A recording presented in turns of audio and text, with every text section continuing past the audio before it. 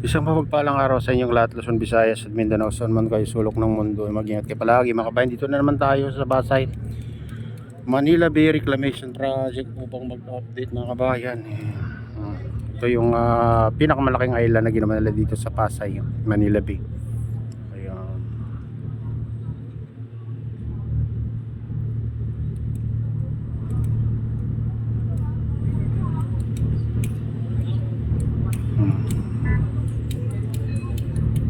Ayan. Ganyan nakalawak. Ayan, nagabundok na buhangin mga kabayan.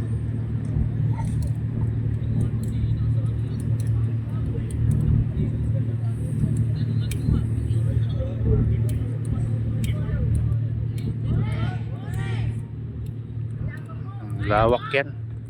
Hanggang dun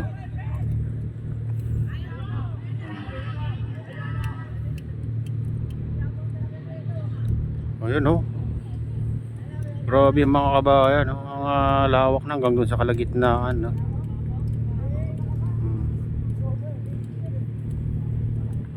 Merong dito mga kabayan, itong dredging vessel dito. Pinapalalim ito. Itong may crane dito Yan ang naghukay sa pinaka ilalim. Hindi kayang abutin itong isa. Ito, tingnan nyo, yung isa. Ayan, yung tagalipat naman ng buhangin ay tinambak mga kabayan. Ayan, grabe na Ang ganda pag hindi ganito na hanggang doon sa gitna mga kabayan maliwalas.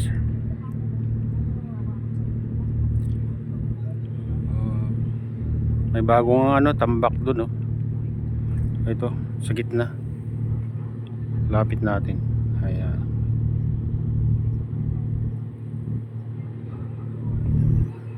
Ayan yung nangitim. Bagong tambak mga kabayan. Malayo dito sa tabi.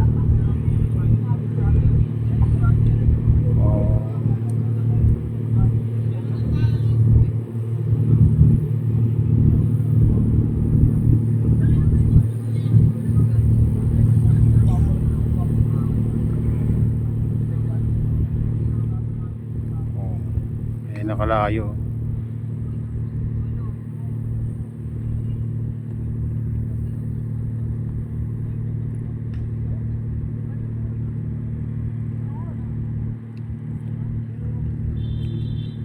Nandito tayo sa kabilang dulo mga kabayan. Silipin din natin doon Kaya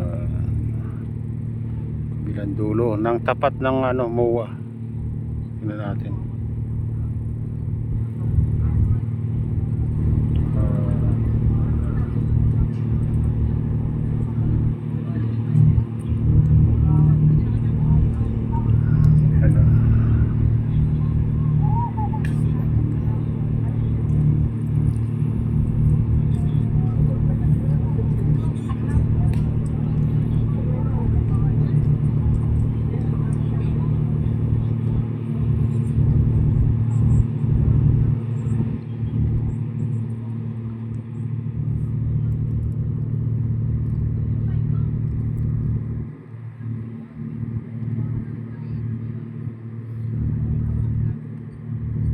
Punta naman tayo dun sa silipin natin sa gitna.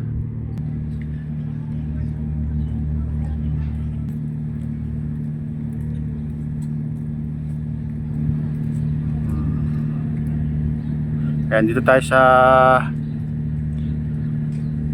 gitna.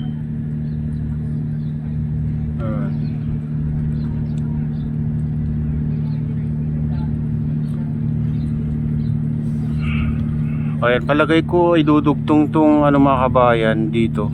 Ayan, yung malaking island hanggang doon Ayan, yung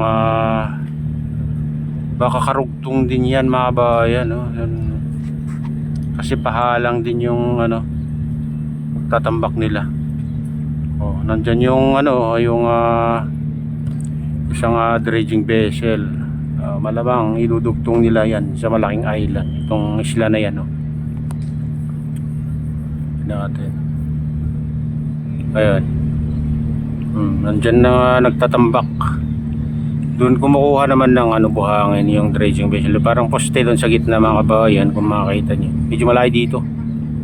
Oo. Malayo kaya tignan nyo pag layo, di ba?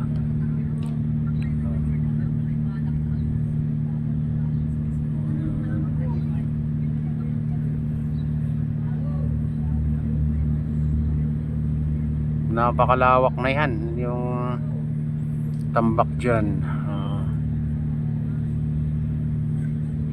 Isipin nyo hanggang dun sa Palisok Circle sa CCP mga bayan, itong island na ito, itong island na ito na ginawa nila.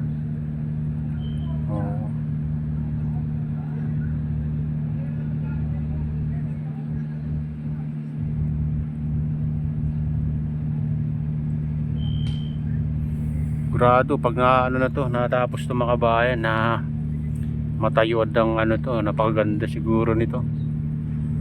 Siyempre nasa gitna ng dagat mga kabayan.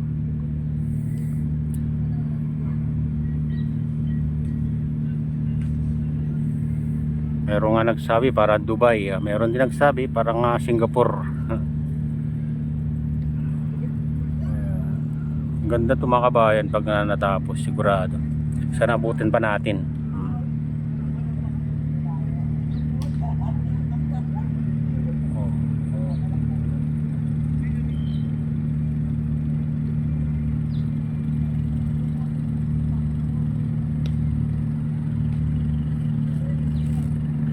Mukhang to, aalisin pa to yung nasa harap itong dredging vessel na to.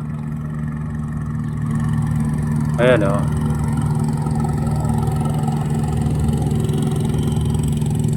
baka alisin pa itong parang ito kabundok na buhangin sa harap niya. Lilipat dun sa kalagitnaan mga kabayan. Lawak na yan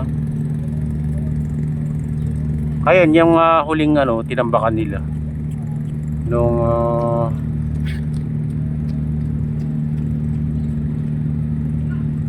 bago pagkatapos pinayagan mga kabayan, ito na yung pinalaki din nila mga kabayan, kasi mas malaki naman yung space dyan.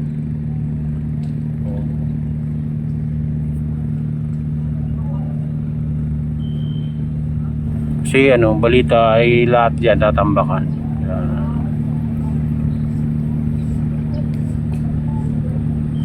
Siguro ito yung daanan na lang na siguro ng mga tubig sa mga galing sa kanalang matitira.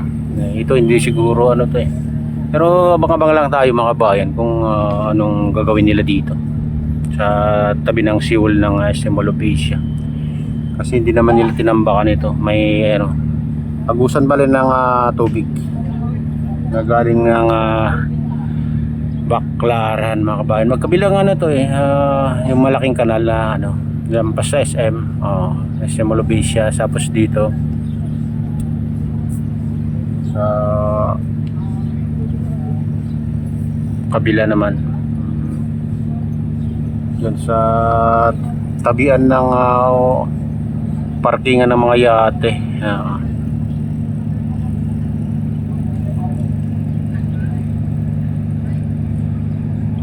Ayan mga bayan, ito na yung latest update dito sa Pasay Manila Bay Reclamation Project. At shoutout nga pala sa lahat ng OFW, mga immigrant sa ibang bansa. Shoutout sa inyong lahat. Shoutout din sa lahat ng walang sawang sumusuporta sa aking YouTube channel.